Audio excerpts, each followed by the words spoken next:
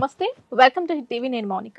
మీ సమస్యలకి మా పరిష్కారాన్ని అందించడం కోసం మేం చేస్తున్న ఈ కార్యక్రమమే అదాలత్ విత్ అడ్వకేట్ రమ్య. ఈ రోజు మనతో సీనియర్ అడ్వకేట్ ఆకుల రమ్య గారు ఉన్నారు. వారితో మాట్లాడదాం. నమస్తే మేడం. నమస్తే మౌనిక. ఎలా ఉన్నారు? బాగున్నాను మేడం. ఎటువంటి సమస్య కానివ్వండి, దానికి చక్కగా ఓపికగా వింటూ దానికి తగ్గ పరిష్కారాలు ఇస్తూ వాళ్ళకు అందమైన జీవితాన్ని ఇస్తున్నారు అనుకునే చెప్పాలి. అందులో భాగంగానే ఒక కాలర్ వాళ్ళ సమస్యను మీతో షేర్ చేసుకోవడానికి లైన్ లో ఉన్నారు. వారితో మాట్లాడతారు. హలో అమ్మ. నమస్తే అమ్మా. మీ పేరండి? లావణ్య గారు. ఎక్కడి నుంచి మాట్లాడుతున్నారండి? ఓకేనండి, రమ్య గారు ఉన్నారు, మాట్లాడండి. లావణ్య గారు చెప్పండి అమ్మా, ఏంటి మీ ప్రాబ్లం? నమస్కారం మేడం గారు. నమస్తే అమ్మా. ఇష్టం అండి. నేను ఇప్పుడే కాదు, నాకు ఫస్ట్ అతను ఉన్నప్పుడు ఎంత టార్చర్ పడినప్పుడు అండి నాకేం తెలిసేది కాదు. మీది అప్పుడు రోజా గారిది బతుకు చర్చాబంధ ప్రోగ్రామ్ వస్తుంది మేడం గారు. అంటే ఎవరికి ఏ మాటలు నాకు తెలియదు, కానీ అందులో చూసి కొంచెం మాటలు నేర్చుకుంటానండి. సూపర్ అమ్మా. నేర్చుకొని వీళ్ళతో అంటే ఏదైనా ఉట్టుకొట్టిన నిందలేసినప్పుడు నేను ఇలాంటి మాటలను ఉపయోగిస్తే అలాంటి మాటలు అలాంటి ప్రోగ్రామ్స్ చూస్తున్నాను ఇష్టం వచ్చేందుకు వచ్చేవారండి. అయినా సరే మేడం గారు, నేను ఇంకా కొంచెం జనరల్ నాలెడ్జ్ గా మాట్లాడుతున్నాను. కొంతవరకు నేను అంటే ఏ విషయంకైనా గట్టిగా మాట్లాడుతున్నాను. అంటే మీరే మేడం గారు నాకు ప్రోత్సాహం. నేను ఒక్కటి మాత్రం నేను బాగా నమ్ముతానండి. నేను తప్పు చేయను. సూపర్. నేను ఏ తప్పు మాటలు ఒప్పుకోను. నేను కరెక్ట్ గా ఉంటాను. అదొక్కటి మాత్రం నన్ను మీ ప్రోగ్రామ్ లో కొంచెం విషయాలు తెలుసుకొని నేను ఇలా ఉండాలి, ఇలా చెయ్యాలి, ఇలా మాట్లాడాలి, నాకు నేను ధైర్యంగా ఉండాలనేసి నేను స్ట్రాంగ్ అయ్యాను మేడం గారు. థ్యాంక్ యూ అమ్మా. యాక్చువల్ గా ప్రోగ్రామ్స్ అనేవి ఎందుకు అంటే అందరూ కోర్టు అక్కడ దాకా రాలేరు, టీవీ షోల దాకా రాలేరు, కోర్టుల చుట్టూ తిరిగి సంవత్సరాల తరబడి లేకపోతే పెద్ద మనుషుల దగ్గర ప్రాపర్ గా సెటిల్మెంట్ అవ్వనప్పుడు అక్కడ ఏంటి అంటే ఆ కేసు మిగతా వాళ్ళకు ఒక అవేర్నెస్ కింద ఉపయోగపడుతుంది. ఇటువంటి ప్రాబ్లం ఉంటే మనం ఏ రకంగా సాల్వ్ చేసుకోవచ్చు, ఎంత ధైర్యంగా ఉండొచ్చు ఏంటి అని. అసలు మీ మాటలు వింటే ఇంకొంచెం బూస్ట్ వస్తుందమ్మా, మాకు హ్యాపీగా అనిపిస్తుంది. థ్యాంక్ యూ నాన్న. మీ ప్రాబ్లం ఏంటో చెప్పండి. నేను అలాగే చాలా వరకు మీ విషయంలో అయితే మీతోటి నేను లైఫ్ లో ఒక్కసారైనా నా గురించి చెప్పుకోవాలి, నాతో మాట్లాడాలి, మీ నెంబర్ ఎలాగైనా నాకు కావాలనుకుంటాను మేడం. ఓకే అమ్మా, మాట్లాడుతున్నారు ఇప్పుడు మీరు. నాకు సంతోషంగా ఉంది మీతో మాట్లాడడం. చెప్పండి మేడం గారు. నాకైతే మేడం గారు మేము చాలా పేదవాళ్ళం అండి. నాన్నగారు చిన్నప్పుడే చనిపోయారు. అయితే నాకు ఒరిస్సా అనేసి ఒక పల్లెటూరు ఇచ్చారండి, ఢాకా పల్లెటూరు. నేను పెరిగింది శ్రీకాకుళం. అదేలేమ్మా, శ్రీకాకుళం నుంచి ఒరిస్సా కొంచెం దగ్గర బార్డర్స్ కాబట్టి అక్కడ సంబంధం వచ్చింది మీకు. అక్కడ సంబంధం వచ్చింది. వాళ్ళు కూడా కొంచెం మేము పట్టణిస్తుంది. వాళ్ళు మా పరిస్థితి చూసి మా పెద్ద మనుషులతో చెప్పారట, వాళ్ళు వేరే క్యాస్ట్ అయినా సరే మా అమ్మ పరిస్థితి బట్టి అబ్బాయి పెంచుకుంటామని ఇచ్చారండి మేడం గారు.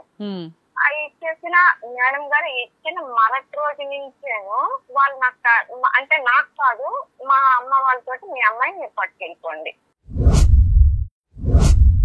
పెళ్లి చేసిన నెక్స్ట్ రోజు నుంచే స్టార్ట్ చేశారు అంటున్నావు. పెళ్ళైన వెంటనే. ఎంతకాలం అయిందమ్మా మీకు మ్యారేజ్ అయ్యి? మేడం గారు నాకు మ్యారేజ్ అయ్యి ఇప్పుడు ప్రస్తుతానికి 2007లో అయ్యిందండి. 2007లో. ఓకే అమ్మా. 2007 నుంచి మేడం గారు అతను అన్ని రకాలుగా నాకు ఎన్ని హింసలు పెట్టినా ఎన్ని చేసినా సరే నాకు అమ్మ వాళ్ళు అతనే భర్త, అతనే నా సర్వం అనుకోని నేను చాలా వరకు ఇంచుమించు ఒక 12 సంవత్సరాలండి ఊరు వాళ్ళ సపోర్ట్ అండి నాకు ఫుల్ అండి. ఎందుకంటే నేను ఎటువంటి తప్పు చేయలేదు, నేను చెయ్యను మేడం గారు. వాళ్ళు నాకు ఎన్ని రకాలుగా హింసలు పెట్టేసి నాకు పంపించేయాలని ఎన్ని ప్లాన్ చేసినా సరే నేను అక్కడే ఆ ఊర్లోనే ఆ ఊరు మనుషులతో నేను కలిసి పెట్టుకోనండి. అయినా సరే నేను వెళ్ళట్లేదు. పిల్లలు ఉన్నారమ్మా మీకు? మేడం గారు ఒక బాబు అండి. మీ ఆయన ఏం చేస్తారు, మీరేం చేస్తారు? మేడం గారు అతను ఇప్పుడు ఎక్స్పైర్ అయిపోయారండి.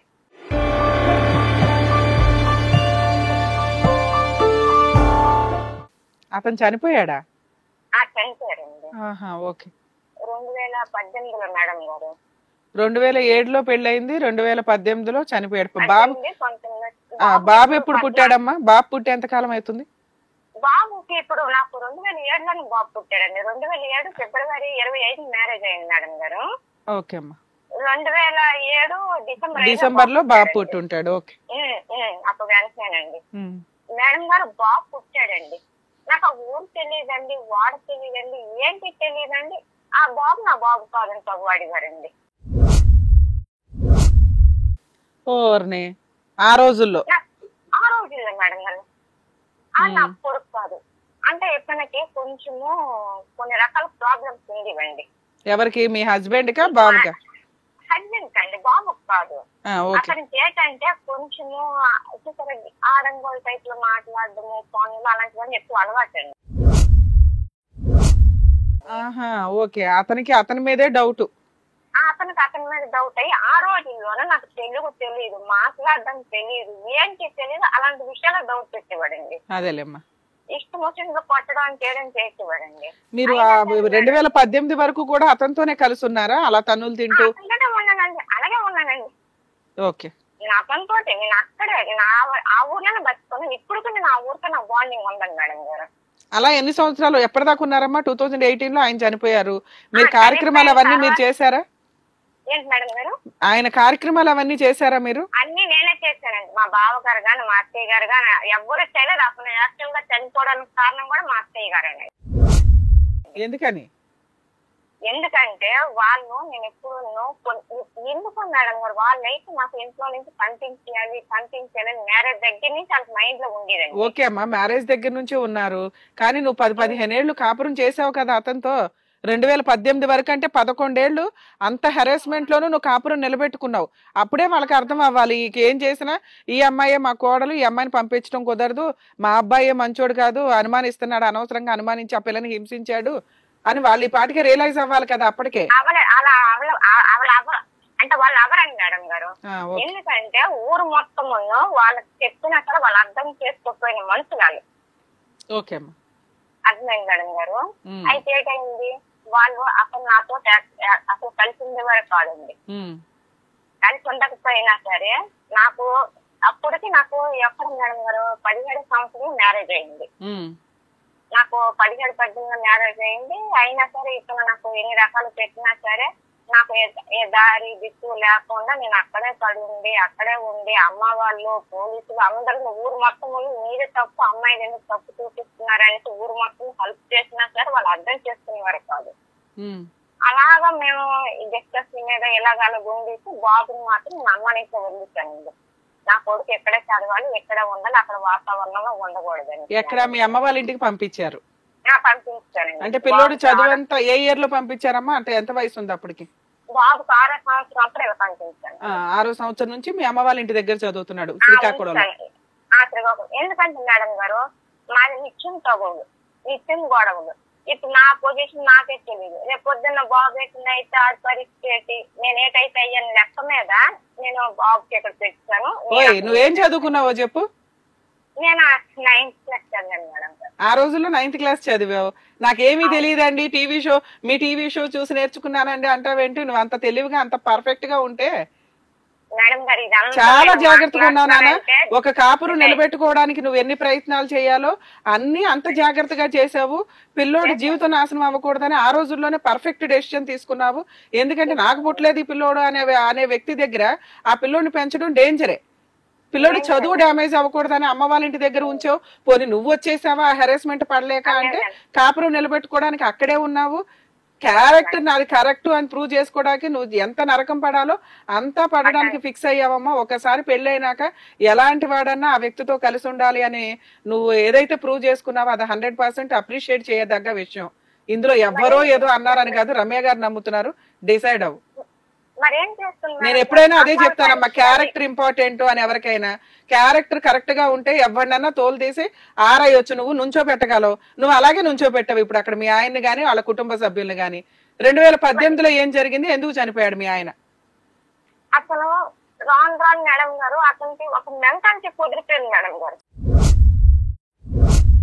అదేలే, నా పిల్లంకేం చంపియాలి, నేనేం చేసుకోవాలి, నా పిల్లంకేం చంపి నేనేం చేసుకోవాలి. సైకలాజికల్. అసలు ఇంట్లో ఖర్చులు అవన్నీ ఎవరు చూసారమ్మా? ఏంటి మేడం గారు? ఇంట్లో ఖర్చులు అవన్నీ ఎవరు చూసేవాళ్ళు? మేడం గారు అతను చూసుకున్నారు కదండి. నాకు ఎప్పుడైనా గొడవ అయితే నేను అమ్మాళ్ళ ఇంటికి వచ్చేదానండి. ఒక కొద్ది రోజులు రిలాక్స్ బాబుని చూడాలనిపించేది. వచ్చేటప్పుడు ఏమైనా తీసుకొని వెళ్ళేదానివా? నేను రూపాయలు ఇంట్లో పుచ్చుకుందాను సార్ మేడం గారు. ఛార్జీకి నాకు 100-200 ఇచ్చేవారండి. ఇక్కడ నేను పనికి వెళ్ళేదాన్ని మేడం గారు, చేయడానికి పనికి వెళ్ళేదాన్ని. పనికి వెళ్ళి ఇక్కడ 200-300 పని చేసుకుంటే ఆ డబ్బులన్నీ కూడేసుకొని బాబుకి బట్టలు అనగా యూనిఫారం అనగా నా వంతు సాయంగా అమ్మాలకి ఏదైనా నేను కొద్దిగా హెల్ప్ చేసి మిగతా డబ్బులు జాగ్రత్త పెట్టి నేను వెళ్ళి అక్కడ ఖర్చు పెట్టుకుందానండి. ఇంట్లో సరుకులు అవన్నీ కూడా నువ్వే కొనేదానివి? లేదండి, ఇంట్లో సరుకులు గట్రా అతను చూసుకునేవారు. అయితే నా వరకు మాత్రము ఒక పెళ్ళం ఉంది, ఒక పువ్వు తేవాలి, ఒక గాజు తేవాలి, ఒక చీర తేవాలి, అవన్నీ కాదండి. నా పెళ్ళంకి నేను ముద్దాడుకుని నా పెళ్ళం నా వెనకట్లు ఉంది, ఎంత చక్కగా నాతో ఉన్నది, నాకు సపోర్ట్ ఉన్నదని కూడా ఏ రోజు లేదండి. పెళ్ళి నెగిలిసి ఈ రోజు పడుతుంది. అతను చనిపోయిన కూడా లేదండి. చనిపోయినప్పుడు కూడా నేను ఎంత సేవలు చేసి ఎంత నరకం పడి రూపాయి నా చేతిలో లేకపోయినా పుస్తలతో అప్పుడుకప్పుడు తనగా పెట్టేసి అతనికి నేను ఎలాగైనా బ్రతికించుకోవాలి, అతను నాకు కావాలని లెక్క మీద నేను అంత స్ట్రాంగ్ ఉండేదాన్నండి.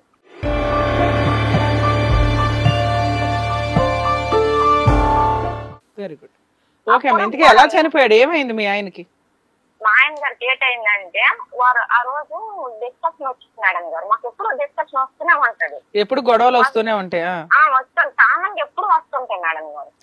వస్తుంటగా ఏటైందంటే మేడం గారు వాళ్ళు ఒక ఏం చేయాలనుకున్నారు, లేదు నేను ఏదైనా అంటే అక్కడ పట్టిన నేను ఏదైనా తినేసి దీనికి జడిపించేసి ఊరాళ్ళందరి ముందు ఇది మంచిగా కాదు నిరూపించి ఎలాగైనా పంపించేయాలని వాళ్ళ మైండ్ లో ఉండింది మేడం గారు. ఎలాగైనా మేము ఇది అవ్వట్లేదు, ఇది ఉండకూడదు అని లెక్క మేడం గారు. అయితే ఏటైంది అలాగ అవుతుండగా వాళ్ళు అది ఏ తిన్నారో తెలియదు మేడం గారు. నాకైతే నాకు ఇష్టం వచ్చినట్లు చూస్తే నేను ఇంట్లోనే ఉన్నాను, కాకపోతే మీకు ప్రూఫ్లు ఇవ్వమంటే నేను ఇప్పిస్తాను. ఊరోళ్ళు ఉన్నారు, సార్లు రాసిన కాగితాలు గట్టాలు ఉన్నాయండి. అయితే ఆ చూపుడికి వాళ్ళ అమ్మగారు అతను ఏదో డిస్కషన్ పడి నా తర్వాత వాళ్ళిద్దరు డిస్కషన్ పడ్డారట. పడిన తర్వాత ఇతను మరి ఏంటి తిన్నారని విషయం నాకు తెలియదండి. తెలియకుండా రోడ్డు మీద కూర్చొని నేను అది తినేసాను ఇది తినేసాను అని అరుస్తున్నారటండి. వీళ్ళు ఎప్పటికప్పుడు ఇలాంటి డ్రామాలు చేస్తాను ఎవరు పట్టించుకోలేదు మేడం గారు. ఆ టైప్ లో చేస్తున్నారు. ఒక్కసారి ఏటైందంటే మేడం గారు నాకు అతనికి పిచ్చి అయిపోయింది అనేసి మినిమం 15 రోజులు పిచ్చోర్లా కానీ కాదండి ఉట్టుకుట్టినా తిరిగివాడండి. నేను పిచ్చి అయిపోయాను, నేను అది అయిపోయాను ఇది అయిపోయాను అంటే ఊర్లో వాళ్ళు ఏం చేశారంటే వీడు పిచ్చి వేస్తున్నాడు, రేపు పొద్దున్న తెల్లంతా కనిపిస్తున్నా సరే వీడు నాకు కేసు రాకుండా తెలివికొన్నాడని మా ఫ్రెండ్ వాళ్ళ ఇంట్లోన ఒక ఇంటి నుంచి 1-10 రోజులు నాకు ఉదయం అంతా ఇక్కడ ఉండమనివ్వరండి. అతను కనిపించడము చేయడము ఉండడం, రాత్రి మాత్రం వాళ్ళ ఇంటి దగ్గర పడుకోబోతే వెళ్ళిపోయామనివ్వరండి. అలాగ అయిన తర్వాత కూడా నేను అన్నాళ్ళు వాళ్ళ ఇంట్లో నీ ఇంట్లో పడుకుంటాను నాకు ఇబ్బంది కదా, నేను ఇలాగ ఏం చేయను, నా మొగుడికి నేను వైజాగ్ తీసుకెళ్ళిపోతాను మెంటల్ హాస్పిటల్కి, నిజంగా ఇది పిచ్చని ప్రూఫ్ అయితే నేను అక్కడ ఉంచి ట్రీట్మెంట్ చేపిస్తాను, లేదనంటే మాత్రం ఇతను తోలు తీసి పని రాస్తాను నేను వార్నింగ్ ఇచ్చాను మేడం 10 మందిలోనే ఇచ్చాను. మా చుట్టాలందరూ అంటే మీకు అందరికీ కూడా అప్పటికి డౌట్ అతను పిచ్చి వేషాలు వేస్తుంటే వాంటెడ్లీ చేస్తున్నాడు, రియల్ గా హెల్త్ ప్రాబ్లమా కాదా అనేది కన్ఫర్మ్ అయినాకే ఆలోచిస్తానన్నావు. అయితే నేను అన్నాను 10 మందికి ఊర్లో పెద్ద మనుషులు పట్టుకొని అయ్యా మీ కాళ్ళకు దండం పెడతాను, నేను నాకు కొంచెము బండికి ట్రైన్ ఎక్కించినంత వరకు నాకు సాయం చేయండి, అక్కడి నుంచి నేను అంబులెన్స్ పిలిపించి ఎక్కడికి వెళ్ళకుండా నేను ఒక పోలీసులు కూడా పిలిపిస్తాను, మా మరిది కొడుకు అని మా చుట్టాలకి మా ఊళ్ళు కూడా పిలిపించి నేను అంబులెన్స్ ఎక్కిస్తానని ముందు రోజు అన్నాను మేడం గారు. ముందు రోజు అంటే ఆ మరటి రోజు మధ్యాహ్నంకి తను ఎక్కడికో వెళ్ళి బాగైపోయినట్లు నాటకం చేశాడండి. వెంటనే నాటకం చేశాడు. ఇప్పుడు మీరు ఏటంటారు, దీన్ని పిచ్చి అంటారా నిజమంటారా, ఎవరి జీవితం నీరు తీయడానికి నాకు డ్రామా చేస్తున్నా చెప్పండి అన్నాను మేడం గారు. అక్కడ కదా అక్కడ అది కూడా అవ్వలేదు మేడం గారు. అక్కడికి 3 నెలలకి నేను ఏదో చిన్న డ్రామా చేస్తాను ఇది ఇంట్లో నుంచి వెళ్ళిపోవాలి అనేసి అది ఏటో మేము వాళ్ళకి ఒక అసంపన్నము ఇతను అనుమానం అండి. అనుమానం నేను పువ్వులు ఎక్కువ పెట్టుకున్నా అనుమానం, నేను మంచి చీర కట్టుకున్నా అనుమానం, నేను ఒక ఆడతో మాట్లాడినా అనుమానం, ఒక తండ్రి పోయిస్తున్నా అతనితో తండ్రి లాగా మాట్లాడినా అనుమానం, అందరితో అనుమానం అండి. లాస్ట్ కి ఏంటంటే అతని స్టేజ్ నేను మా అమ్మాళ్ళ ఇంటికి బ్యాగ్ పట్టుకుని వచ్చినా సరే ఇది ఎవరితో తెలిపి నేను ప్రచారం చేసేవాడండి. సరే అమ్మా, మీకు ఫిజికల్ రిలేషన్ ఉందా? లేదు మేడం గారు, మాకు అస్సలు లేదండి. మరి ఆ బాబు ఎట్లా పుట్టాడు? బాబు అంటే పెళ్ళైన ఒక 4 రోజుల వరకు కొంతవరకు బాగానే ఉండేవాళ్ళండి. ఓకే. అప్పుడు కూడా అతనికి ఏమో మెడిసిన్స్ గట్టి వేసేవాడండి. ఓకే అమ్మా. అప్పటికే మా ఊర్లోనా గానీ మా అమ్మలు గాని అందరు ఏంటంటారంటే అది ఎలాగా పిల్లడు పుట్టాడో ఆ పాపంకి భగవంతుడికి తెలియాలన్నట్లు పుట్టాడండి. నాకు ఒక కొడుకు పుట్టాడండి. అతను కాదమ్మా, ఇక్కడ నాకు ఒక డౌట్ వస్తుంది. పెళ్ళైన గట్టిగా 9 months కే పిల్లడు పుట్టేశాడు. ఓకే, ఏదో మీరు అన్నట్టు ఆ 1 month లో ఏదో ట్రీట్మెంట్ నడిచి పుట్టేశాడండి అనుకుందాం. కానీ ఆయన 3rd month 4th month నుంచే స్టార్ట్ చేశాడు. ఈ ప్రెగ్నెన్సీ నాది కాదు, ఈ పిల్లాడు నాది కాదని పిల్లోడు పుట్టిన దగ్గర నుంచి గొడవ చేస్తున్నాడు. నువ్వు 1 సంవత్సరం వెయిట్ చేస్తావు, 2 years వెయిట్ చేస్తావు, 3 years వెయిట్ చేస్తావు, 5 years వెయిట్ చేస్తావు భర్తను మార్చుకోవడానికి. అంత హింసిస్తూ, అంత అనుమానిస్తూ, అంత నువ్వు వద్దు మొర్రో, నేను చచ్చిపోతాను మొర్రో అని అంటున్నా కూడా నువ్వెందుకు ఫోర్స్ఫుల్ గా అక్కడే ఉన్నావు? నీ నువ్వు బతకొచ్చు కదా. చీ అన్న వాళ్ళ ఇంట్లో ఎందుకు ఉండి అంత వాళ్ళని సైకలాజికల్ గా ఇబ్బంది పెట్టావు? అరే వాళ్ళు నిన్ను హింసిస్తున్నారు, వాళ్ళు నిన్ను హింసిస్తున్నారు కాదు అనట్లా. వాళ్ళు వద్దు అని అన్ని రకాల నీ క్యారెక్టర్ అసాసినేషన్ చేస్తుంటే, చీ ఇలాంటి వ్యక్తులకి నా వాల్యూనే తెలియదు, వీళ్ళ పాపాన్ని వీళ్ళే పోతారు, నేను లీగల్ గా నా రైట్స్ నేను వాడుకుందామని మీరు ఎందుకు మీ అమ్మ వాళ్ళ ఇంటికి వచ్చేయలేదు? అప్పటికి నాకు చిన్నప్పుడు స్నానం లేడు. పెళ్ళైన సంవత్సరంన్నరకి పిల్లలని యాక్సిడెంట్ లో చనిపోయారు. అమ్మకు తోడు నేను అలాగే వచ్చేస్తున్నాడు రేట్ అనుకుంటాను మేడం గారు. కానీ దానికంటే నీ జీవితం ముఖ్యం కదమ్మా, ప్రాణం ముఖ్యం కదా. నువ్వంటూ ఉంటే పిల్లోడు బతుకుంటాడు, నిన్ను అంత హింసిస్తున్నాడు. ఆయన సూసైడ్ అటెంప్ట్లు చేసుకున్నాడు కాబట్టి సైకలాజికల్ గా వీక్ గా ఉండి సరిపోయింది. ఒకవేళ నువ్వే చేసుకోవాల్సిన పరిస్థితి వస్తే వాళ్ళు పెట్టే హెరాస్మెంట్లకి? మేడం గారు నేనే చేసుకోవాల్సి వచ్చినా సరే మా అమ్మ మాకు తెలియాలండి.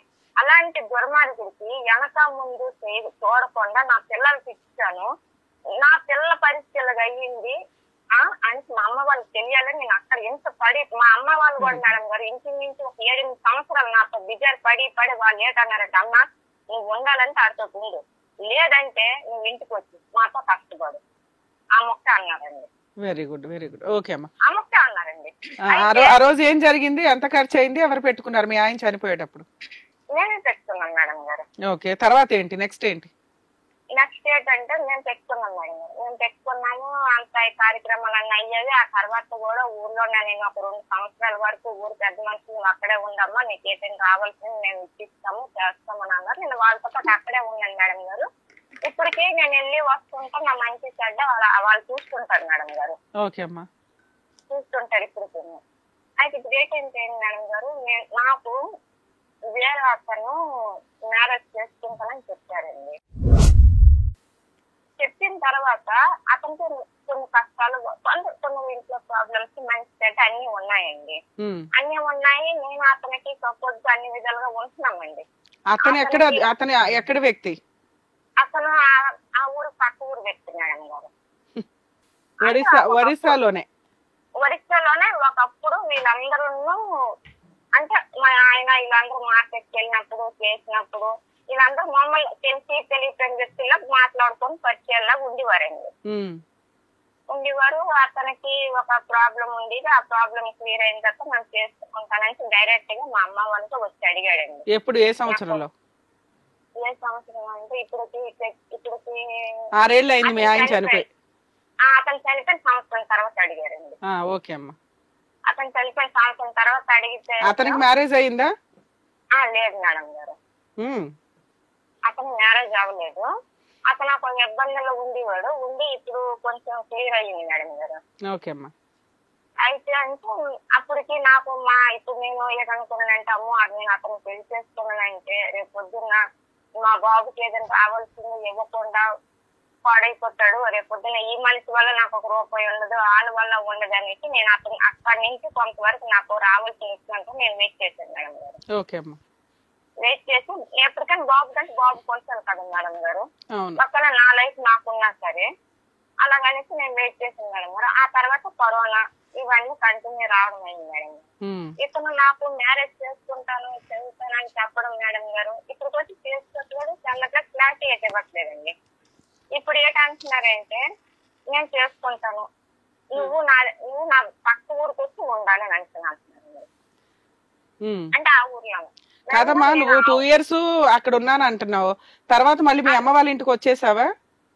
వచ్చాను మేడం. అక్కడి నుంచి ఇప్పుడు నేను ఎక్కడ ఉన్నాను, అమ్మ వాళ్ళ ఇంట్లోనే ఉంటున్నాను. 4 years నుంచి నువ్వు మీ అమ్మ వాళ్ళ ఇంట్లో ఉంటున్నావు? అమ్మ వాళ్ళ ఇంట్లోనే. అమ్మ వాళ్ళ పక్క రూమ్ ఇస్తే బాబుని పెట్టుకొని నేను ఇక్కడే కష్టపడి ఇక్కడే చేడల పనికి వెళ్తూ నేను పని చేసి ఇక్కడే ఉన్నానండి. మీ అబ్బాయి వయసు ఎంతమ్మా ఇప్పుడు? ఇప్పుడు 15 సంవత్సరం అండి. 15? అవునండి మేడం. మరి అబ్బాయి ఒప్పుకుంటాడా నువ్వు ఇంకో పెళ్లి చేసుకుంటే? ఇప్పుడు మాకు వచ్చిన ప్రాబ్లం కూడా కొంచెం అదే మేడం గారు. సరే అమ్మా, మనం నిజాయితీగా మాట్లాడుకుందాం. ఇప్పుడు ఈ అన్మ్యారీడ్ వ్యక్తి ఎవరైతే ఉన్నారో మీ ఆయనకి ఒక రకంగా ఫ్రెండ్, పరిచయస్తుడు. అసలు అతను పెళ్లి చేసుకోపోవడానికి కారణం ఏంటి? ఫస్ట్ నుంచి మీ ఇద్దరికి ఏమైనా సంబంధం ఉందా? మా ఇద్దరికైతే ఫస్ట్ నుంచి ఏమి లేదండి, మామూలు మాటల వరకు మా పరిచయము. అతనికి ఏంటంటే అతను ఏజ్ లో ఉన్నప్పుడు ఎవరో ఒక ఆమెని తీసుకొచ్చి అతను పెట్టుకున్నాడు. మీ ఇద్దరికి ఫీలింగ్స్ రావడం ఎన్ని సంవత్సరాల నుంచి సుమారుగా? ఏం మేడం గారు? ఆ అబ్బాయి మిమ్మల్ని చేసుకుందాం అనుకోవడం, మీరు కూడా ఓకే అనుకోవడం, మీ ఇద్దరికి ఫీలింగ్స్ స్టార్ట్ అయ్యి ఎన్ని సంవత్సరాలు అయింది? ఇప్పుడు 4-5 సంవత్సరాలు అవుతుంది మేడం గారు. ఓకే, మీ ఆయన చనిపోయిన తర్వాతే తప్ప అతని మీద నాకు ఎటువంటి ఫీలింగ్స్ మా హస్బెండ్ ఉన్న టైంలో లేదండి అంటున్నావు నువ్వు, అంతేనా? లేదండి మేడం. ఓకే అమ్మా, ఇప్పుడు మీ డౌట్స్ ఏంటో అడగండి. అతని గురించి అడిగారు కదా మేడం, చెప్తాను. అతను ఒక ఆవిడని తీసుకొచ్చి పెట్టుకున్నారండి, మ్యారేజ్ అయిన ఆవిడ నుంచి అతను డివైడ్ అవ్వడానికి, చేయడానికి, చెందడానికి ఇంత టైం పట్టింది అతనికి ఆ ప్రాబ్లం క్లియర్ చేసుకోవడానికి. క్లియర్ చేసుకున్నారు, కోర్టుల ద్వారా క్లియర్ చేసుకున్నారండి. ఓకే, చేసుకున్న తర్వాత క్లియర్ అయిన తర్వాత నన్ను మ్యారేజ్ చేసుకోవడానికి ఇంట్లో వాళ్ళు చెప్పారు, మా చుట్టాలకి బంధువులకి అందరికి మేము ఇద్దరం చెప్పామండి. రేపు పొద్దున ఏదైనా సరే నలుగురిలో మేము ఉండాలి అని అనేసి. అయితే చెప్పినట్టు మా ఇంట్లో వాళ్ళందరూ అంగీకరించారండి. ఇప్పుడు అతను ఏంటంటే ఒక బిజినెస్ పెట్టారండి. బిజినెస్ పెట్టినందుకు ఇప్పుడు ఏంటంటే నేను బిజినెస్ పెట్టాను, నువ్వు నా దగ్గరకు వస్తే నువ్వు ఉండాలి, నేనైతే ఇటువైపు రాను అనేసి అంటున్నారు. సరే, నీకు వచ్చింది మ్యారేజ్ ప్రపోజల్, నీకు అసలు వరిసేవాలంటేనే మళ్ళీ నీకు ఇబ్బంది. ఎందుకు? పిల్లోడికి ఇష్టం ఉండదు, నువ్వెందుకు అతన్ని చేసుకోవాలనుకుంటున్నావు? చేసుకోవాలనుకుంటున్నాను మేడం గారు. నేను ఎవరిని ఇంతవరకు ఏ రకంగా నేను ఊహించలేదండి. నేను ఇంతవరకు ఎవరిని నేను ఇలా వేరే విధంగా నేను చూడలేదండి. అతను నాకు ఏ ప్రాబ్లం వచ్చినా, పిల్లడికి బాగోలేకపోయినా, ఏంటైనా సరే ఒక పిల్లడికి తండ్రిలా చూస్తున్నారు. అవును, అప్పుడు అతను ఎక్కడుంటే అక్కడికే వెళ్ళాలి నువ్వు. అతను అక్కడికి రమ్మంటున్నాడు, వెళ్ళి చేసుకోవడానికి ఏంటి మీ అబ్జెక్షన్? నన్నేం అడుగుదాం అనుకుంటున్నారు? ఎందుకు చేసుకుని ఏంటి అబ్జెక్షన్ మేడం గారు? ఇప్పుడు బాబు ఇక్కడ చదువుతున్నాడండి. సడన్ గా ఊరు పక్కన ఊరికి నేను వెళ్ళాలంటే మా చుట్టుపక్కల వాళ్ళు చూసినా సరే ఏమైనా అనుకుంటారు కదండి. నువ్వు చేసుకునేది పెళ్లి కదమ్మా, ఆయన నిన్నేం ఉంచుకోవట్లేదు, పెళ్లి చేసుకుంటున్నావు. నీకు భర్త చనిపోయి 6 ఏళ్ళు అవుతుంది, చిన్న వయసులో ఉన్నావు. సెకండ్ మ్యారేజ్ ఎవరైనా చేస్తారు, అదే వాళ్ళ ఊరు సంబంధం వచ్చింది చేసుకుంటున్నావు. అయితే ఇందులో నీకు వచ్చిన డౌట్ ఏంటి? డౌట్ ఏంటంటే మేడం గారు, అతను ఎంతవరకు చేసుకుంటానని ఈ ప్రాబ్లం వల్ల కొంతవరకు నాకు దూరం పెట్టారండి. ఇప్పుడు నన్ను పక్కాగా రిజిస్టర్ మ్యారేజ్ చేసుకో, నాకు ఇక్కడ కొద్దిగా ప్రాబ్లమ్స్ ఉన్నాయి, కొంచెం అప్పులు ఉన్నాయి, ఇవన్నీ తీర్చిన తర్వాత కొంచెం బాబు పెద్దయ్యాడు, ఆడికి మనం అబ్జెక్ట్ చెయ్యాలి అనేసి నేను చెప్తున్నానండి. అతను ఏంటంటారంటే సడన్ గా పిల్లల్ని పట్టుకొని నువ్వు అక్కడికి వచ్చి పిల్లడికి నువ్వు చూసుకో, నువ్వు చెందు, పిల్లల బాధ్యత అంటే నాకు లేదు అని సడన్ గా అంటే మేడం గారు, వాడి మైండ్ ఎలాగ ఉండాలి, ఈ చుట్టుపక్కల అప్పులు నేనెలా చేర్చాలి, ఇవన్నీ నాకు విపరీతమైన డౌట్స్ మేడం గారు. అసలు మనసులో ఏటో ఇప్పటికి వచ్చి నాకు అర్థం కావట్లేదండి. ఓకే అమ్మా, మీరు కాసేపు సైలెంట్ ఉండండి, నేను మళ్ళీ మాట్లాడతాను మీతో. మౌనిక, ఈ కేసు అంతా అబ్జర్వ్ చేసిన తర్వాత మనం మాట్లాడుకోవాల్సింది ఏంటంటే, ఒక్కసారి మ్యారేజ్ అయిన తర్వాత అదే వ్యక్తితో కలిసి ఉండాలి అనే కల్చర్ మనకు ఒక 20 years 10 years అంతకుముందు 30 years బ్యాక్ ఉండేది. అది జెంట్స్ అయినా లేడీస్ అయినా. అక్రమ సంబంధాలు ఉంటే ఎలా ఉండేవంటే అది సెకండ్ సెటప్ లాగా, అదేదో జెంట్స్ క్రాడర్ లాగా చెప్పుకునేవాళ్ళు, క్రెడిట్ లాగా. వాడేంటో 2 ఫ్యామిలీస్ మెయింటైన్ చేస్తున్నాడు అది ఇది అన్నట్లు. సో ఇప్పుడు ట్రెండ్ ఎట్లా అయిందంటే, ఒకవేళ ఆ ఇద్దరు వ్యక్తుల మధ్య ఏ విషయం మీదన్నా నచ్చకపోతే విడాకులు తీసుకోవడం అనేది చాలా ఈజీ ప్రాసెస్. అది అమ్మాయిలైనా అబ్బాయిలైనా డెసిషన్స్ ఈజీగా తీసుకుంటున్నారు. ఈవిడ విషయానికి వచ్చేసరికి తండ్రి లేరు, ఒక సంబంధం మంచిదా కాదా అని ప్రాపర్గా వెరిఫై చేసుకోకుండా భేదవాళ్ళు అవ్వడం వల్ల ఆడపిల్లని ఎక్కడైనా అంటగట్టేసి ముందు పెళ్లి చేసేయాలని వాళ్ళ అమ్మ వాళ్ళు తీసుకున్న డెసిషన్ ఆ అమ్మాయి క్యారెక్టర్ని చాలా స్ట్రాంగ్ చేసింది. మీరు నన్ను ఒక ఇంటికి ఇస్తున్నప్పుడు ప్రాపర్గా ఎంక్వైరీ చేసుకోరా, ఆ అబ్బాయిని చూస్తుంటేనే కొంచెం తేడాగా ఉన్నాడు, సైకలాజికల్గా అప్పటి నుంచే వాళ్ళకి ఒక ఇబ్బందిగా ఉంది, అలాంటి వ్యక్తికి మీరు పెళ్లి చేసేసారు నన్ను వదిలిచ్చేసుకోవడానికి, అంటే నేను ఇంకా అక్కడే బతికినా చచ్చినా ఆ ఇంట్లోనే అని ఫిక్స్ అయ్యేంత పర్ఫెక్ట్గా ఆవిడ మాట్లాడారు. నేను ఇంకో వైపు కూడా మాట్లాడతా, ఏంటి అసలు నిజమేనా ఈవిడ చెప్తున్నదంతా? ఆ వ్యక్తి చనిపోయాడు. నేను ఇప్పుడు అతని వైపు ఒకవేళ అతని అడ్వకేట్ని అయితే ఎలా ఆలోచిస్తానంటే, అతను చూస్తుంటేనే అర్థం అవుతున్నప్పుడు 1 monthలోనే నీకు ప్రెగ్నెన్సీ వచ్చేసింది మెడిసిన్స్ అంటే నమ్మే విషయం కాదు. మీకు ఆల్రెడీ మీ అవసరం కోసం పెళ్లి చేసుకున్నారు.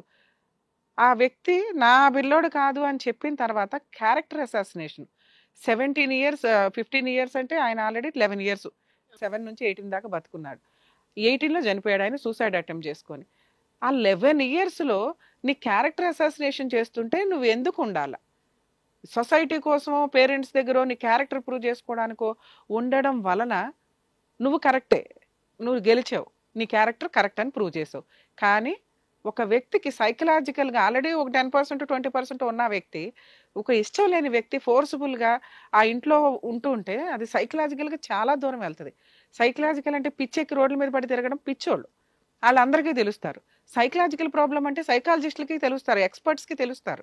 మనం ఒక కేసు డీల్ చేస్తున్నప్పుడు తెలుస్తుంది వాళ్ళు ఎంత అబ్నార్మాలిటీలో ఉన్నారు ఏంటి అని. మీరు ఇప్పుడు చాలా మందిని చూస్తామండి, ఇప్పుడు మ్యాక్సిమం కేసుల్లో 80% సైకలాజికల్ ప్రాబ్లమ్స్ తోటే వస్తున్నారు. వాళ్ళు పర్ఫెక్టే ఉంటారు, జాబులు చేసుకుంటారు. అసలు డాక్టర్స్ కేసులు అయితే ఇంకెక్కువ ఉన్నాయి మాకు ఈ మధ్య. ఎంబీబీఎస్లు చేసి అవి విపరీతమైన సైకలాజికల్ ప్రాబ్లమ్స్ ఉంటాయి. కానీ వాళ్ళ ప్రొఫెషన్ వాళ్ళు చేసుకుని ఉంటారు, వాళ్ళ ఇంజక్షన్ వాళ్ళు చేస్తూనే ఉంటారు. ఇక్కడికి వచ్చిన తర్వాత ట్రిగర్ అవుతున్నప్పుడు పాయింట్స్ ఎప్పుడు కూడా ప్రాబ్లం ట్రిగర్ అవుతున్నప్పుడు నచ్చని వ్యక్తి ఎదురుగా కనిపిస్తున్నప్పుడే ట్రిగర్ అవుతూ ఉంటుంది. మేబీ వీళ్ళకి అంత నాలెడ్జ్ ఉండదు కాబట్టి అది ఇది మిగతాడప్పుడు బాగానే ఉన్నాడు, నా దగ్గరకు వచ్చినప్పుడే ఇలా ఉన్నాడు, నేను ఇది టెస్ట్ చేయించే ప్రూవ్ చేస్తాను అంటే వీళ్ళ చదువులు కానీ వీళ్ళ విధానం కానీ వీళ్ళు ఉన్న సర్కిల్ కానీ మేబీ అంతవరకే వాళ్ళ నాలెడ్జ్, మిగతాదంతా పర్ఫెక్ట్ అనే అనుకుంటున్నారు. సో ఆ విషయంగా మాట్లాడితే ఒక ఇష్టం లేని వ్యక్తి ఫోర్స్ఫుల్గా 11 years కంటిన్యూస్గా ఉండడం, ఎవరు వాళ్ళకి సపోర్ట్ చేయకపోవడం, ఒకసారి పెళ్లి చేసుకున్నావు మీ ఆవిడ మంచిదే ఉండు ఉండు ఉండు అంటే నచ్చలేదు అమ్మాయి మంచిదే అయి ఉండొచ్చు, నేను యాక్సెప్ట్ చేయట్లా. ఫోర్స్ఫుల్గా ఉంచడం వల్ల నాకు ఎంతలాగా వెళ్ళిందంటే నేను సూసైడ్లు చేసుకుని తినిపడేసి చచ్చిపోవడం బెటర్ ఈ అమ్మాయితో ఉండడం కంటే అని. చచ్చిపోవడం వల్ల ఎవరికి లాస్ అయింది? వాళ్ళకే లాస్ అయింది. అతను కౌన్సిలింగ్ తీసుకోనో ట్రీట్మెంట్ తీసుకోనో అతను ఏం మాట్లాడాలా? ఇలాంటి అమ్మాయి నిజంగా ఇదిగోండి పలానా వ్యక్తితో మాట్లాడుతుంది, పలానా వ్యక్తితో ఉంది. ఆ అమ్మాయి వచ్చే 1 monthలో వాళ్ళ ఇంట్లో వాళ్ళతో ఇప్పుడు మనం ఏదన్నా ఒక డౌట్ పడడానికి అవకాశం ఉన్న వ్యక్తి ఆ పక్క ఊరు అతను, ఇప్పుడు పెళ్లి చేసుకుంటా అన్న అతనితో ఏమన్నా ఫస్ట్ నుంచి సంబంధం ఉందేమో అని అనుకుంటే అది అతనికి తెలిసిద్దిగా హస్బెండ్కి. అది ఎవిడెన్స్ గా చూపించి కూడా ఈ అమ్మాయిని వదిలించుకోవచ్చు ఒక రకంగా. లేదా కేసులు ఫైల్ చేస్తుంది, కేసులు ఫైల్ చేయించుకుని ఫేస్ చేస్తే సరిపోయేది. వదిలించుకోవడం కుదరలేదు కాబట్టి సైకలాజికల్ డిప్రెషన్లోకి వెళ్ళిపోయి వాళ్ళు దవ్వుకోవడం అంటేనే ఈ సూసైడ్ అటెంప్ట్స్. ఈవిడ కరెక్టా ఆయన కరెక్టా అని పక్కన పెడితే పరిస్థితులకు తగ్గట్లు పెళ్లి చేసుకునేది జీవితకాలం కోర్టుల చుట్టూ తిరగడానికో ఒకళ్ళనొకళ్ళు హెరాస్మెంట్లు చేసుకోవడానికో కాదు, హ్యాపీగా ఉండడానికి. అది జరగనప్పుడు హ్యాపీగా విడిపోయి ఇండివిజువల్ లైఫ్ చూసుకోవడం బెటర్ తప్ప ఇది ఒక సైకలాజికల్ ప్రాబ్లం తోటి దారుణమైన నిజంగా కోర్టులో కూడా చాలా చేంజెస్ రావాల్సిన అవసరం ఉందండి. ఒక మ్యారేజ్ అంటేనే ఒక దరిద్రలాగా తయారైన సిచ్యుయేషన్స్, ఉంటుందో ఊడిద్దో నిలబడని కాపురాలకి ఇలా ఆలోచించే వ్యక్తులు ఎట్లా అంటే సంవత్సరాల తరబడి కోర్టుల చుట్టూ తిరుగుతూ ఉంటాడు, వాడి జీవితం సర్వనాశనం. లేదా అక్రమ సంబంధాలు పెట్టుకొని తిరుగుతూ ఉంటారు.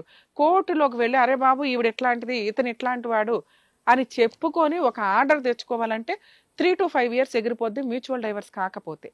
ఏముందమ్మా ఇంకా జీవితం అయిపోయా, ఆల్రెడీ 3 years తన్నుకుంటారు, 5 years కోర్టులో అయిపోయా, ఇక 8 years మెయిన్ లైఫ్ స్టైల్ అయిపోయిందంటే ఎందుకు? ఈ మ్యారిటల్ సిస్టమ్ అనేది కొన్ని రోజులకి పూర్తిగా కొలాప్స్ అవ్వడానికి రెడీగా ఎడ్జ్లో ఉన్నాం అనేది ఛాలెంజ్ చేసి చెప్తాను నేను. దీని మీద కాస్త ఎక్స్పర్ట్స్ గట్టిగా కూర్చొని ఆల్టర్నేట్లో ఆలోచించాల్సిన సిచ్యుయేషన్. వేరే కంట్రీస్లో ఎట్లా ఉంటుంది, మన కంట్రీలో ఎలా ఉంది, ఇది కొంచెం ఆలోచించుకుంటే బెటర్. ఎందుకంటే ఇది కూడా ఒక కేసు ఎగ్జాంపుల్. ఒక వ్యక్తి నేను పెళ్లి చేసుకున్నాను కాబట్టి ఆ వ్యక్తితోటే ఉండాలి అని ఇష్టం లేని వ్యక్తితో ఉండడం వల్ల అతను ఈరోజు సూసైడ్ చేసి చనిపోయారు. ఈవిడ ఒకవేళ బయటకు వచ్చేస్తుంటే ఈవిడ క్యారెక్టర్ని జనాలంతా పొడిచి ఆహా నువ్వు క్యారెక్టర్లెస్ కాబట్టే వచ్చేసి బయటకు వచ్చేసావా ఇది ఈ టైప్ ఆఫ్ కల్చర్ నుంచి మనం బయటపడాల్సిన అవసరం ఎంతైనా ఉంది. ఉంటే హ్యాపీగా కలిసి ఉండండి, నచ్చకపోతే లీగల్ ప్రొసీడింగ్స్ సంవత్సరాల తరబడి కాకుండా త్వరగా ఒక కంక్లూజన్ వస్తే వాళ్ళ లైఫ్ని వాళ్ళు హ్యూమన్ బీయింగ్స్ గా ఒక పెళ్లి చేసుకున్నందుకు లైఫ్ నాశనం అయిపోవాలంటే బాగోదు కదా. అందరూ బాగుండాలనే పెళ్లిళ్ళు చేస్తారు, కానీ మన ఆలోచన విధానం మారాలి, లీగాలిటీలో చేంజెస్ కూడా రావాల్సిన అవసరం ఉంది. ఇప్పుడు ఈవిడ కేసు గురించి మాట్లాడితే పిల్లోడు 15 yearsకి వచ్చేసాడు. తను ప్రూవ్ చేసుకుంది తన కరెక్ట్ అని, ఎందుకంటే చుట్టుపక్కల వాళ్ళు నమ్మారు. ఈ ఇంట్లో వాళ్ళకి తెలిసినా తెలియకపోయినా ఈ రోజున్న ఫోన్ టెక్నాలజీకి ఎవరికైనా తెలుస్తుంది వీడికి అక్రమ సంబంధాలు ఉంటాయి.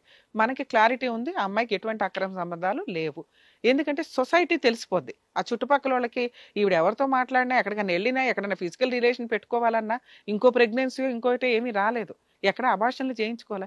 నెక్స్ట్ జనాలకి ఈజీగా తెలుస్తుంది, ఒక వ్యక్తిని క్యారెక్టర్ అసాసినేషన్ చేయడంలో చాలా ముందు ఉంటారు. సో అట్లాంటి సీన్ లో ఈ అమ్మాయి ఎక్కడికి వెళ్ళినా జనాలందరికీ తెలుసు వాళ్ళు ఉన్న ఏరియా ప్రకారం. సో అట్లా ఈ అమ్మాయికి ఏమీ లేదనేది ప్రూవ్ అవుతుంది. పెళ్ళైన తర్వాత ఒక 2 years ఉంది. ఎందుకు ఉంది అంటే హక్కుల కోసం. ఇప్పటిదాకా క్యారెక్టర్ ప్రూవ్ చేసుకుంది, అయిపోయింది, ఆయన వెళ్ళిపోయాడు. ఇప్పుడు ఇవి ఎలా ఉన్నా పట్టించుకొని అడిగేవాళ్ళు ఎవడో లేడు. ఎందుకు ఉంది అంటే హక్కుల కోసం. ఏం హక్కులు? వారసత్వంగా వచ్చే హక్కులు. వీళ్ళ హస్బెండ్కి ఏ షేర్ అయితే రావాలో ఆ షేర్ మొత్తం పిల్లోడికే వెళ్తుంది. అది మాటల ద్వారా ఇచ్చేయాలి 1 year కార్యక్రమంలోపు. మాక్సిమం వీళ్ళు ఇవ్వరు, ఎందుకంటే ఈవిడ హెరాస్మెంట్ వల్ల ఆయన సూసైడ్ చేసి చచ్చిపోయాడు కదా వాళ్ళ లెక్క ప్రకారం. మేమేవో ఏం చేసుకుంటారో చేసుకోండి.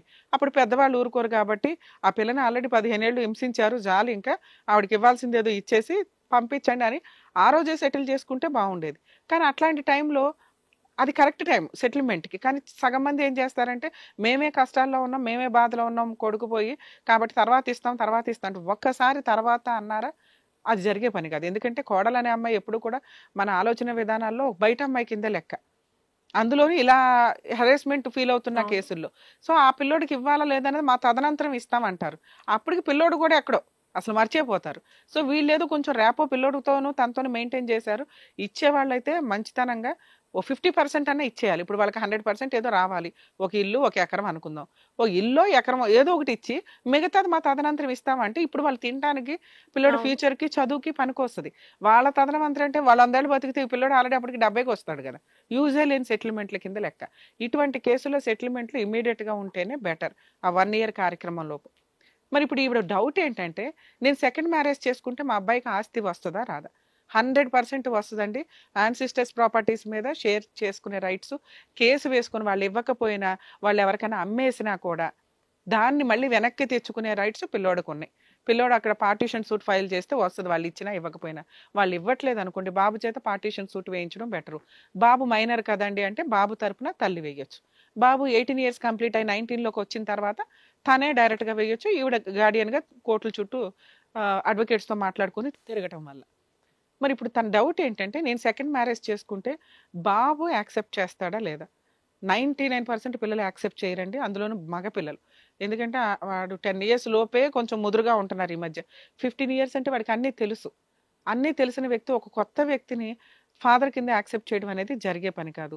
ఈవిడ 10 ఏళ్ళు పిల్లోడిని తండ్రి దగ్గర దూరంగా ఎలా ఉంచిందో ఇంకో 10 years 8 years ఉంచితే వాడు చదువు కంప్లీట్ అయ్యి వేరే అమ్మాయిని పెళ్లి చేసుకుని వాడికంటూ ఒక కుటుంబం ఉంటుంది. అతని కుటుంబం అతనికి ఉన్నప్పుడు ఈవిడ లైఫ్ చూసుకోవాలిగా. ఈవిడ ఇండివిజువల్గా ఉండగలదా? ఇప్పుడు ఒక వ్యక్తి ఆఫర్ ఇచ్చాడు, ఆ ఆఫర్తో పెళ్లి చేసుకుంటే నేను ఇప్పుడు 2 క్లారిటీ ఇచ్చాను. ఒకటి, అబ్బాయి ప్రాపర్టీలు ఎక్కడికి పోవు, ఇస్తే వాళ్ళ అత్తమామ ఇస్తారు, ఇవ్వకపోతే పార్టీషన్ సూట్ వేసుకొని తీసుకోవచ్చు. పిల్లోని యాక్సెప్ట్ చేయించడం అనేది ఇప్పుడప్పుడే జరిగే పని కాదు. ఈవిడ ఆల్రెడీ చేసేసుకొని వేరే చోట ఉంటే కొన్ని రోజులకి పిల్లోడికి ఆప్షన్ లేక రియలైజ్ అన్నా అవ్వచ్చు, లేదా అమ్మతో టచ్ మీ నాట్ అన్నట్లు ఉండొచ్చు. అంటే మాట్లాడితే మాట్లాడతాడు, లేకపోతే లేదు. ఇప్పుడు అట్లా ఉన్నంత ఎఫెక్షన్ ఉండకపోయినా బాధ్యతలు ఈవిడ నిర్వహించి వాడి పెళ్లి వాడికి చేసి పంపించడానికి ఒక అవకాశం, చదువు కంప్లీట్ అయ్యేదాకా. సో పిల్లోడిని అతన్ని కలపాలి అంటే జరిగే పని అయితే కాదు. ఒకటి, పిల్లోడు కలవడు. 2, అతను యాక్సెప్ట్ చేయడు. ఎక్కడన్నా ఒక వ్యక్తి ఆ బాబు రెస్పాన్సిబిలిటీ కూడా నేనే తీసుకుంటాను అంటే ఆ పిల్లలు చిన్నపిల్లలు అయ్యుండి వీళ్ళకి కొంచెం ఎఫెక్షన్ ఈ అమ్మాయి మీద బాగా ఉంటే యాక్సెప్ట్ చేస్తారు. పిల్లోడే ఇంకా 5 ఏళ్ళు అయితే వాడే పెళ్లి చేసుకునేలాగా ఉన్నాడు. ఇక ఆ సందర్భంలో ఈయన పెద్ద యాక్సెప్ట్ చేసి పైగా క్యారెక్టర్లు ఎట్లా ఉందంటే ఒక అమ్మాయిని ఉంచుకున్నాడు, ఒక మ్యారీడ్ ఆవిడని ఉంచుకొని ఆవిడని వదిలించుకొని సెటిల్మెంట్లు ఇవన్నీ నడిచిన వ్యవహారం. ఫస్ట్ మ్యారేజ్ డైవర్స్ కూడా కాదు. సో అట్లాంటి క్యారెక్టర్ ఉన్న వ్యక్తి ఈవిని నమ్మకంగా బాగా చూస్తాడా అంటే డౌటే. అది తన అవసరం, తన నమ్మకం, తన ఫీలింగ్స్. కానీ లీగల్ ప్రొసీడింగ్స్లో రేపొద్దుట నువ్వు పో అవతలకి అంటే కూడా ఈవిడ పెద్ద స్ట్రాంగ్ పాయింట్స్ ఉండవు. మ్యారేజ్ పరంగానే ఒక సెకండ్ మ్యారేజ్ హస్బెండ్తో ఏ కేసులు వేయగలదు. ఏ మ్యారేజ్ అయితే అతను రిజిస్టర్ మ్యారేజ్ చేసుకుంటాను అంటున్నాడు, ఓకే. రిజిస్టర్ మ్యారేజ్ కాకపోయినా గుళ్ళో చేసుకున్నా వీళ్ళిద్దరూ భార్యాభర్తలే. కొడుకు యాక్సెప్ట్ చేస్తాడా లేదా అనేది ఒక ప్రాబ్లం ఆవిడకి పెండింగ్ ఉంది. 90% పిల్లలు యాక్సెప్ట్ చేయరు. అతను ఇప్పుడు నన్ను అక్కడికి వచ్చేయమంటున్నాడు అండి, మరి నేను అక్కడికి వెళ్ళిపోతే రేపొద్దున నా కొడుకుని యాక్సెప్ట్ చేయను అంటున్నాడు, బాధ్యతలు కూడా తీసుకోను అంటున్నాడు. నాకున్న అప్పులు ఇవన్నీ ప్రజెంట్ ఇక్కడ ఉన్న సిచ్యుయేషన్స్ అన్ని మరి ఆయన రెస్పాన్సిబిలిటీ తీసుకోకపోతే ఎట్లాగా అనేది ఆవిడకి ఇంకో డౌట్. ఇలా డౌట్ ఉన్నప్పుడు పెళ్లి చేసుకోకుండా ఉండడం బెటర్. ఎందుకంటే ఈవిడ ఇప్పటిదాకా ఇంపార్టెన్స్ ఇచ్చింది ఏంటంటే క్యారెక్టర్కి. నిప్పుల్లో అన్న దిగిదిగానే క్యారెక్టర్ని వదులుకోవడానికి ఆవిడ రెడీగా ఉండదు. అలాంటి ఆవిడ ఇలా డౌట్ఫుల్గా వెళ్ళి అక్కడికి వెళ్తే మళ్ళీ ఇప్పటిదాకా 11 ఏళ్ళు సఫర్ అయ్యింది, మళ్ళీ కంటిన్యూషన్. ఒక 5 ఏళ్ళు ఆవిడ ఊపిరి పీల్చుకున్నట్టు లెక్క. అలాంటి వ్యక్తితో ఈవిడికి సెకండ్ మ్యారేజ్కి వెళ్ళాలి అంటే ఈవిడ కండిషన్స్ ఆయన ఒప్పుకునే రేంజ్లో ఉండాలి అవసరం అయితే. అతనికి ఈవిడ మీద బాగా ప్రేమ ఉండి ఈవిడ నాకు కావాల్సిందే నా లైఫ్లో అనుకున్నప్పుడు ఖచ్చితంగా ఈవిడ కండిషన్స్ ఆయన యాక్సెప్ట్ చేయాలే తప్ప ఈవిడ సర్దుకుపోయి ఇప్పుడు పెళ్ళి అయిపోతే బాగుండు, నా ఫిజికల్ నీడ్స్కో ఇంకొకటో అనుకుంటే 11 ఏళ్ళు ఫిజికల్ నీడ్స్ 18 ఏళ్ళు 15 ఏళ్ల నుంచి ఇప్పుడు కొత్తగా వాటి కోసం ఆవిడ అడావిడి పడాల్సిన అవసరం లేదు. మరి ఎందుకు చేసుకుంటున్నట్టు? పిల్లోడికి తండ్రి ఉంటాడు, తనకి ఒక తోడు ఉంటారు. ఫైనాన్షియల్గా ఏమన్నా అటు ఇటు అయినా కానీ అతను ఏదో బిజినెస్ చేస్తున్నాడు కాబట్టి ఇప్పుడన్నా ఒక మంచి కుటుంబం ఏర్పడుతుందేమో అని. ఆ కుటుంబం కండిషన్స్తో వెళ్తే బాగుండదు. ఆయన ఏం కండిషన్ పెడుతున్నాడు, నీ పిల్లోడు రావద్దు లేదా తీసుకొని వచ్చే ఇప్పుడే. వాడు యాక్సెప్ట్ చేయడు. వాడిని యాక్సెప్ట్ చేయించడానికి వీళ్ళిద్దరూ ఎప్పుడు వెళ్ళి బతులు ఆడుకొని వాడిని బాగా చూసుకుంటూ ఉంటే షికార్లకి వీటికి వాటికి వాడు రియలైజ్ అవుతాడు పిల్లాడు. బేసిక్ పాయింట్, ఒక పిల్లోడు సైకలాజికల్గా ఇప్పటిదాకా వాళ్ళ హస్బెండ్ బాధపడ్డాడు, ఇప్పుడు ఈ పని వల్ల పిల్లోడు బాధపడతాడు. తండ్రి లేడు జీవితకాలంలో వాడికి. ఎప్పుడు ఆ 5 years 6 years తండ్రే లేడు. వాడు చేసిన కర్మ ఏంటంటే ఈవిడికి పుట్టడం. తండ్రి లేని వ్యక్తికి ఇప్పుడు తల్లి లేకుండా అయిపోవడం అంటే ఆ వ్యక్తి సొసైటీలో రేపొద్దుట ఎలా పెరుగుతాడో మనం ఆలోచించాలి. సో ఇది కొంచెం ఈవిడ ఆలోచిస్తే బెటర్ అనేది నా ఉద్దేశం. మేడం మీతో మాట్లాడుతున్నాను, ఒకసారి వినండి. ఇప్పటిదాకా డిస్కషన్ మీకు అర్థమై ఉంటది. ఇప్పటిదాకా మీరు మీకోసం ఆలోచించారు, మీ క్యారెక్టర్ గొప్ప అని ప్రూవ్ చేసుకోవడానికి ఆలోచించిన వ్యక్తి ఇక నుంచి మీరు ఆలోచించాల్సింది మీ అబ్బాయి గురించి. మీ జీవితం ఎలాగో అయిపోయింది. ఇప్పుడు పిల్లోడు యాక్సెప్ట్ చేయకుండా మీరు సెకండ్ మ్యారేజ్కి వెళ్ళడం, అది ఆయన చెప్పే కండిషన్స్ తోటి మీరు ఏదో ఏదో అంటారు చూడండి, పెనం మీద నుంచి పొయ్యిలో పడినట్టే లెక్క. ఈ సజెషన్ నేనైతే ఇవ్వను. ఎప్పుడు సెకండ్ మ్యారేజ్ చేసుకోమంటానంటే మీరు అతను ఒక బాండింగ్కి వచ్చి ఒక అండర్స్టాండింగ్కి వచ్చి మీ కండిషన్స్ అతను ఒప్పుకుంటే మీరిద్దరూ కొంచెం టైం తీసుకొని పిల్లోడితో టైం స్పెండ్ చేసి వాడిని ఒప్పించుకోగలిగితేనే మీరు ఫర్దర్గా వెళ్ళండి. అది జరిగే పని కాదు మీ కేసులో. ఎందుకు అంటే మీ కండిషన్లు ఒప్పుకోవడం పక్కన పెట్టి ఆయనే రివర్స్లో కండిషన్స్ పెడుతున్నాడు. ఇది ఇలా వెళ్ళటం వల్ల మీకు వచ్చే ప్లస్లు మైనస్లు చెప్తాను వినండి. మీరు కనుక సెకండ్ మ్యారేజ్ ఓకే అక్కడ ఫైనాన్షియల్గా బాగుంటుంది, పిల్లోని కూడా తీసుకెళ్ళిపోతాను అంటే పిల్లోడు రాడు. పిల్లోడిని ఫోర్స్ఫుల్గా తీసుకెళ్లడం వల్ల ఎడ్యుకేషన్ కానీ 15 years పిల్లలంటే సైకలాజికల్గా పర్ఫెక్ట్ టీనేజ్ టైం అండి. మీరు తీసుకునే ప్రతి స్టెప్ వాడి జీవితం మీద నరకమే చూపిస్తుంది. ఒక రకంగా ఒక వేరే స్టేట్కి వెళ్ళిపోయి వేరే వ్యక్తితోటి సడన్ గా కలిసిపోవడానికి మనమేం ఫారినర్స్ కాదు. వాళ్ళకు కూడా ప్రాబ్లమ్స్ ఏ ఉంటాయి. వాళ్ళకి ప్రతి ఒక 10 kilometers ఒక సైకాలజిస్ట్ ఉంటారు. ఇక్కడ మీరు తీసుకునే ఈ డెసిషన్ ఇప్పుడు పిల్లోడికి చాలా ఎఫెక్ట్ పడుతుందమ్మా. ఇది 1కి 100 సార్లు మీరు ఆలోచించమని నా పర్సనల్ రిక్వెస్ట్. 2, నిజంగా అతను మిమ్మల్ని చేసుకోవాలనుకుంటే అతని కండిషన్స్ పెట్టకూడదు. మీ కండిషన్స్ ఏంటో అడగాలి. మీకేం ప్రొటెక్షన్ చేయాలో చూడాలి. ఎందుకు అంటే ఆయన వదిలేశాడు లేదా అతని బిహేవియర్ బాగాలేదు, మీరు మళ్ళీ వదిలేయాలి అనుకుంటే మళ్ళీ రోడ్డు మీదకే ఉంటావు కదమ్మా. మీ ఆస్తులు ఎక్కడికి పోవమ్మా. మీరు ఇంకో పెళ్లి చేసుకోవడం వల్ల మీ ఆస్తులు పోతాయేమో అని భయపడుతున్నారు. మీ ఆస్తులు మీకు తన్నుకుంటూ వస్తాయి. చెప్పండి. నాకు ఇవ్వాల్సినవన్నీ ఊరు పెద్ద మనుషులు వెంటనే ఇప్పించారండి. సూపర్. ఎందుకంటే పిల్ల తప్పు లేదు, తల్లి చేసిన పని వల్ల ఆ పిల్ల జీవితం పోయింది. మేమందరం ఆ పిల్లకి సపోర్ట్ చేస్తాం. ఓకే అమ్మా, మీకు మీ అత్తమామల నుంచి ఫైనాన్షియల్ సెటిల్మెంట్ అయిపోయింది, ఇంకా ఆ టాపిక్ వేస్ట్. రెండోది ఇతన్ని చేసుకోవాలా వద్దా అని. ఇంకొకటి మేడం గారు, నేనైతే ఫస్ట్ అతను ముందు నేను ఏ తప్పులు చేయలేదండి. అసలు ఇంకా ఆ టాపిక్ వద్దు, మన సెకండ్ టాపిక్ మాట్లాడదాం అమ్మా. అండ్ మేడం మీరు ఒక మాట నాకు చాలా బాగా అనిపించింది. నేను తప్పు చేసిందని అయితే శ్రీకాకుళంలో ఎవరిని లవ్ చేసి మ్యారేజ్ చేసుకుంటాను మేడం గారు. అమ్మా నిన్ను తప్పల్లా, నేను ఆపోజిట్ గా ఉంటే ఎలా మాట్లాడతారు ఆపోజిట్ అడ్వకేట్స్ అని మాట్లాడా. అయితే బాబుని చూసారంటే మేడం గారు, మా ఆయన గారు మా బాబుని ఒక దగ్గర పెడితే కలవలాగా ఉంటారండి ఇప్పుడు. అరే నేనేమో నీకే సపోర్ట్ చేశా, నువ్వు సరిగ్గా వెళ్ళలేదేమో టాపిక్. ఇలా అనుమానించడానికి కూడా డౌట్ ఉందేమో, అది కాదు ఈ కేసు అని. అవునండి మేడం గారు. ఈ కేసు అలాంటిది కాదు. ఆ అమ్మాయి పర్ఫెక్ట్, ఒకసారి పెళ్లి చేసుకుంది కాబట్టి భర్తతోటే ప్రూవ్ చేసుకోవాలని అలాగే ఉంది. ఇలా ఎవడో లేడు ఈ రోజుల్లో. మీ అందరికి ఇటువంటి డౌట్స్ రావచ్చేమో, ఈ కేసు అలాంటిది కాదు అని చెప్పారు. మీకు ఇప్పుడున్న ప్రాబ్లం ఏంటంటే ఈ వ్యక్తి గురించి మాట్లాడదాం. ఈ వ్యక్తిని నువ్వు పెళ్లి చేసుకోవడం మంచిదే. ఎప్పుడు మీ కండిషన్స్ అతను ఒప్పుకోవాలి. మీకు ఏదైనా ప్రొటెక్షన్ గా కొంత ప్రాపర్టీ ఏదైనా రాయాలి, మీ అబ్బాయిని ఒప్పించుకోవాలి. ఈ ఓపిక అతను లేకపోతే అతన్ని పెళ్లి చేసుకోవడం దండగమ్మా అని చెప్తున్నా. అవును మేడం గారు, అతను మంచి అతనేనండి. నేను నన్ను అంటే మా ఆయన తర్వాత అతను మంచి అతను మేడం గారు. అతను నీకు మంచి, నీ పిల్లోడికి మంచి కాదమ్మా. నువ్వు పిల్లోడి గురించి ఆలోచించాలి అని చెప్తున్నా. అవును మేడం, పిల్లోడికి ఇన్ని సంవత్సరం ఏ కష్టం వచ్చినా ఏది వచ్చినా అతని దగ్గర ఉండి మెడికల్ గానీ మంచి గానీ చెడ్డ గానీ అన్ని చూసుకునేవారు మేడం గారు. బాబుకి తెలుసు. మరి చూసుకుంటే నీకు ఇప్పుడు డౌట్ ఏంటి? మీ అబ్బాయిని ఒప్పించుకోండి. మా అబ్బాయిని ఒప్పించుకోవాలి. ఈ మధ్య బాబు చిన్న పొరపాటు చేశాడండి. కొంచెం పనికి రాకపోయినంత తిరిగాడండి. అంటే చిన్న చిన్న అంటే సిగరెట్లు కాల్చడానికి నేర్చాడండి. నేర్చడం నా గురించి అంటే ఇరుగు పొరుగులు ఉంటారు కదా కొంత చెత్తడు వాళ్ళు, అలాంటి ఏమో కొన్ని విషయాలు చెప్పారండి. మా అమ్మ మంచిగా కాదు అనేసి కొంతవరకు ఒక నెల వరకు కొద్దిగా మైండ్ అది డిస్టర్బెన్స్ అయ్యిందండి. అయిన తర్వాత మళ్ళీ ఇప్పుడు శుభ్రంగా బాగానే నాతోటి ఎప్పుడులాగా స్కూల్కి వెళ్తున్నాడు, స్పోర్ట్స్ లో గేమ్ లో పాల్గొంటున్నాడు, స్కూల్ ప్రైజింగ్ చేస్తున్నాడు, అన్ని బాగున్నాయి మేడం గారు. ఇతను ఏంటంటే నేను నీకు బాబు నదలను, నాకు తెలుసు, నాకు ఒక ఫ్యామిలీ ఉంది, మీ అబ్బాయిని పట్టుకొని నువ్వు నా దగ్గరికి వచ్చి నేను చూడు అబ్బాయిని నువ్వు చూసుకో, అబ్బాయి బాధ్యత నాకు కాదు, మీ ఇద్దరిని నేను పెంచుతాను అనేసి అంటున్నారండి. ఈ చుట్టుపక్కల నేను అప్పులు చేశాను. నేను అదే కదా చెప్తున్నానమ్మా, అబ్బాయి బాధ్యత తీసుకోవాలి. నీకు ఫైనాన్షియల్ గా ప్రాబ్లమ్స్ క్లియర్ చేసినాక వెళితేనే బెటర్ అమ్మా అంటున్నాను నీతో. ఒకప్పుడు మీ అమ్మా నాన్న చేసిన తప్పు, మీ అమ్మ చేసిన తప్పు ఇప్పుడు మళ్ళీ నువ్వు చేస్తున్నావు. మీ అమ్మ ఆ రోజు ఏ స్వార్థంతో చేసింది? అరే ఈ అబ్బాయి కట్నం అడగలేదు, ఈ అబ్బాయి తక్కువ కట్నంతో వచ్చాడు, ఏదో సంబంధం ఇచ్చి చేసి పడేద్దామని మీ అమ్మ ఏ పని అయితే చేసిందో ఇప్పుడు మళ్ళీ నువ్వు అదే గొయ్య తవ్వుతున్నావమ్మా అంటున్నా. ఏంటి అతను మంచోడు, నాకు కొంచెం ఫీలింగ్ ఉందండి, నా పిల్లోడిని ఇంటికి రమ్మంటున్నాడు. బాధ్యత తీసుకోవడం వేరు, తిండి పడేయడం వేరు. నీకు తిండి అవసరంలా, నీ అప్పులు తీర్చాలి, పిల్లోడు బాధ్యత తీర్చుకోవాలి. నీకు ప్రొటెక్షన్ గా ఏదన్నా ప్రాపర్టీ క్రియేట్ చేస్తే వెళ్ళమ్మా అనేది నా బెస్ట్ సజెషన్. మిగతాది మీ ఇష్టం అమ్మా. నేను ఇలాగే వెళ్ళమని మిమ్మల్ని అనట్లా. ఇలా వెళితే నీ లైఫ్ బాగుంటది, పిల్లోడి లైఫ్ బాగుంటది అని నా ఉద్దేశం. నేను అందుకే మేడం గారు, నేను ఇక్కడ శ్రీకాకుళంలో ఇక్కడ ఉంటాను, నన్ను రిజిస్టర్ మ్యారేజ్ చేసుకోవాలి.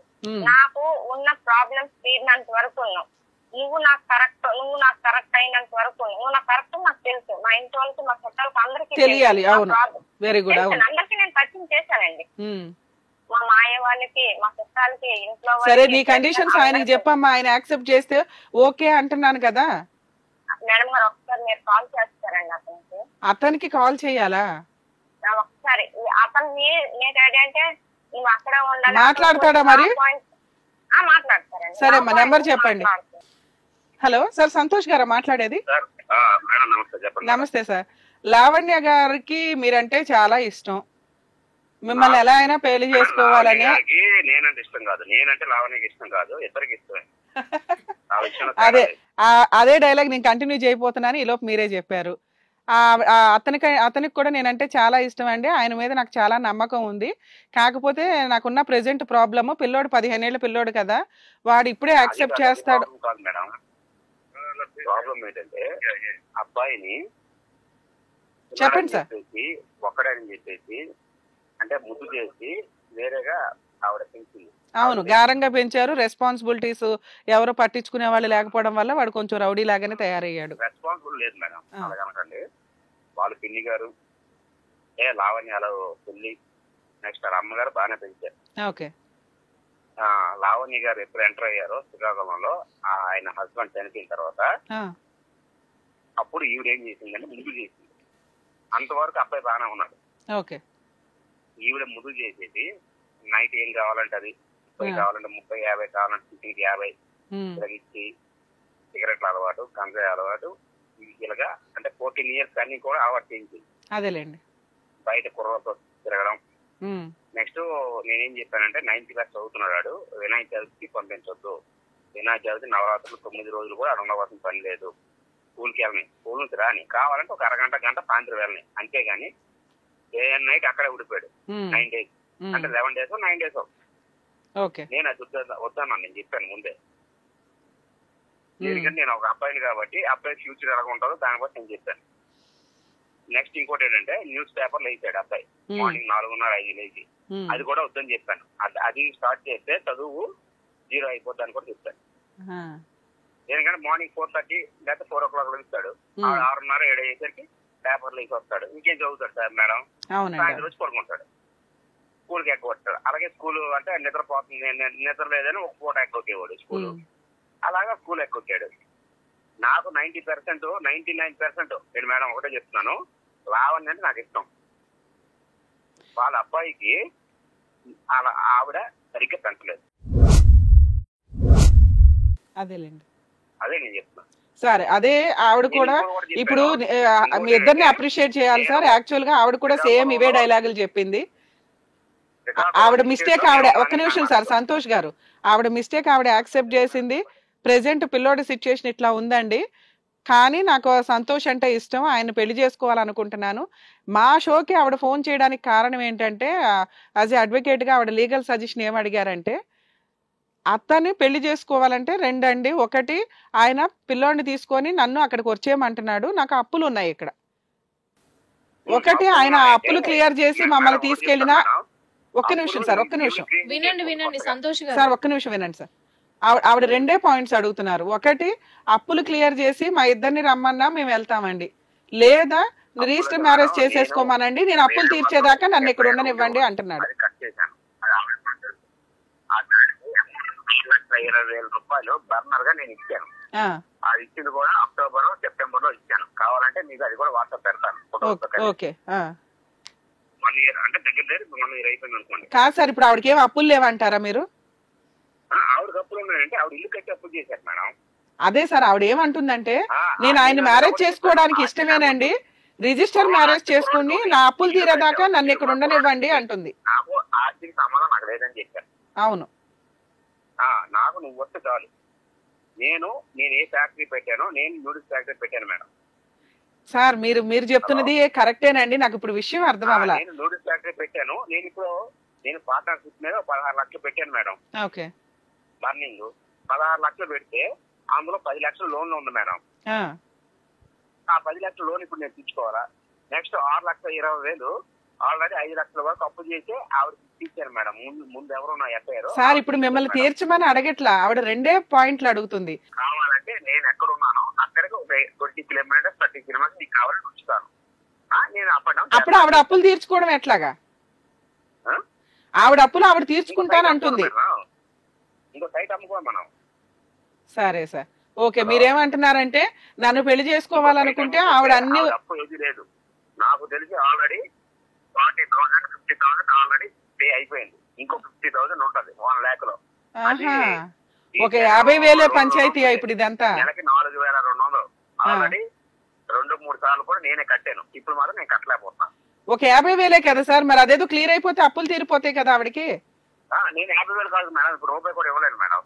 నేను 10 lakhs కి దగ్గర నెల వచ్చేసరికి 25,000. సరే సార్, నేను అనేది అదే, ఆ అప్పు తీర్చుకునేదాకా ఆగండి అంటున్నా. ఆవిడ అప్పు తీర్చుకునేదాకా ఆగండి. 5 lakhs కి నేను చీటీలు కడతాను, దగ్గర 30,000.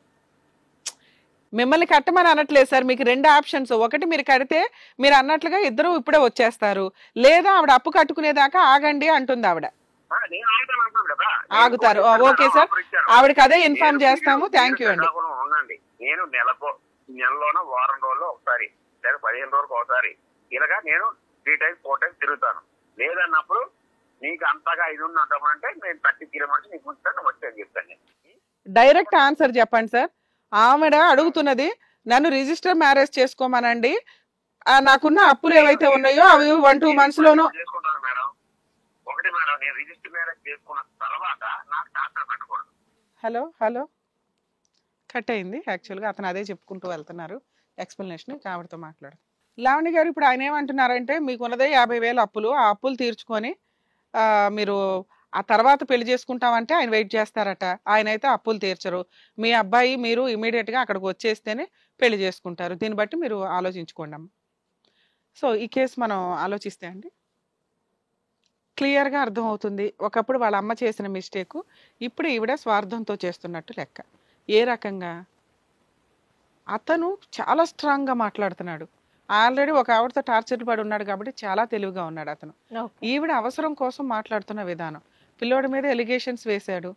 ఆ విషయం పిల్లోడు వింటే అసలు వాడు ఇంకా యాక్సెప్ట్ కూడా చేయరు వీళ్ళని. 2, అమ్మ ఇప్పుడు అతను నచ్చాడు కాబట్టి ఇంకొక మ్యారేజ్ చేసుకుంటాను అని ఏదైతే అంటుందో తిప్పి కొడితే 50,000కి సంబంధించి టాపిక్ ఇదంతా. ఈవిడ అప్పులు అని చెప్తుంది. అతన్ని పెళ్లి చేసుకోవాలనుకుంటే అప్పులు క్లియర్ చేసుకొని వెళ్ళాలి. అప్పుల కోసం నేను ఇక్కడ ఉంటానండి అనటం జరిగే పని కాదు.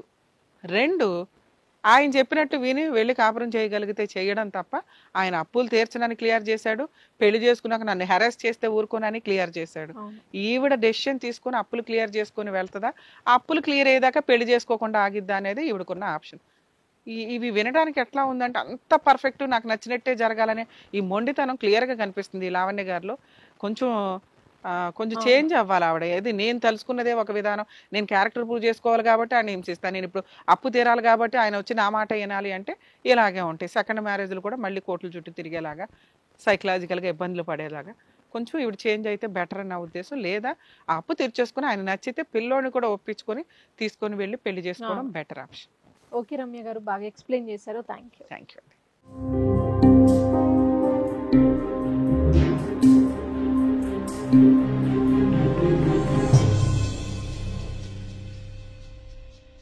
సమస్య లేని ఇల్లు ఉండదు, పరిష్కారం లేని సమస్య ఉండదు. బంధాలు గొప్పవి, బాధలు చిన్నవి. మీ సమస్యని మేము పరిష్కరిస్తాం. రండి మాట్లాడుకుందాం.